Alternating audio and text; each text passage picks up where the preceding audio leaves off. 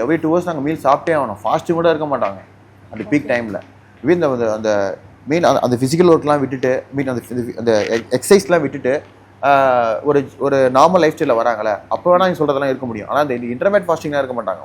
ஒரு ஃபாஸ்டிங் இருந்தாங்கன்னா ஒரு 6 ஹவர்ஸ் ஃபாஸ்டிங் இருப்பாங்க, ஒரு 7 ஹவர்ஸ் ஃபாஸ்டிங் இருப்பாங்க, இல்லை வெஜிடபிள்ஸ் மட்டும் டே எடுத்துப்பாங்க, இல்லை ஃப்ரூட்ஸ் மட்டும் டே எடுப்பாங்க, இனி 1 டே எடுப்பாங்க. ஏன்னா அந்த ஆர்கன்ஸ் ரெஸ்ட் கொடுப்பாங்க, டீடாக்ஸ் பண்ணுவாங்க. அன்றைக்கி என்ன பண்ணுவாங்கன்னா கார்டியோ மாதிரி பண்ணிப்பாங்க. ஆனால் பாடி பில்டர்ஸை வந்து ஜென்ரல் பீப்புளை கம்பேரே பண்ண முடியாது, இது சான்ஸே கிடையாது. ஏன்னா பாடி பில்டிங்கிறது பார்த்தீங்கன்னா 105 பேர் 10 பேர் தான் பண்ண முடியும். அதில் 2 பேர் 3 பேர் தான் வந்து ஷைனே ஆக முடியும். ஏன்னா அது ஒரு டிஃபிகல்ட்டு பார்த்தது. ஏன்னா அந்த 2 ஹவர்ஸ் கொஞ்சம் சாப்பிடணும், கரெக்டாக ப்ரோட்டீன் மெஷர் பண்ணி எடுக்கணும், டைமுக்கு தூங்கணும், டைமுக்கு ட்ரைனிங் பண்ணணும், அதுக்கு தகுந்த மாதிரி மற்ற கமிட்மெண்ட்ஸையும் வச்சுக்கணும்.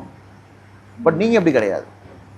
நீங்கள் திடீர்னு ஒர்க் அவுட் பண்ணுவீங்க, இல்லைன்னா வர முடியலன்னு சொல்லுவீங்க, இந்த நைட்டில் ஒர்க் இருக்கும், நீங்கள் நைட் ஷோ போவீங்க, நீங்கள் பார்ட்டி பண்ண முடியும், ஃபங்க்ஷன் போக முடியும். அப்படிங்கும்போது உங்களுக்கு எப்படி செட் ஆகும் அது? அப்போ நீங்கள் அது மீறி பண்ணிங்கன்னா ஸ்ட்ரெயின் தானே ஆகும் உங்களுக்கு.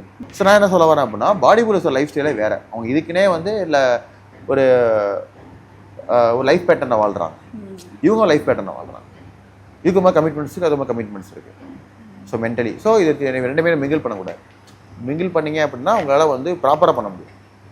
உங்களுக்கு புரிஞ்சிருக்கும் இதிலே எவ்வளோ விஷயம் இருக்குது.